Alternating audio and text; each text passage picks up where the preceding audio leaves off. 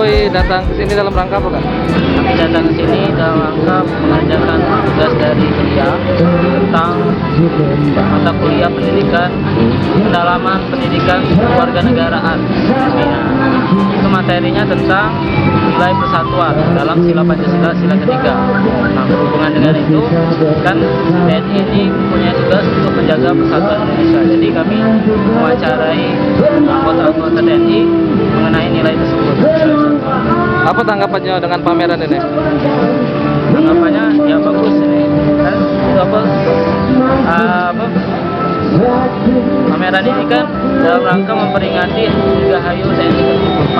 Nah, dengan adanya ini seluruh TNI baik dari Angkatan Darat, Udara, dan Laut juga berkumpul setelah mereka menjalankan tugasnya masing-masing. Jadi mereka itu bisa istilah itu bisa bersembunyi silaturahmi dan juga mungkin refreshing dari tugas mereka yang tugas mereka masing-masing.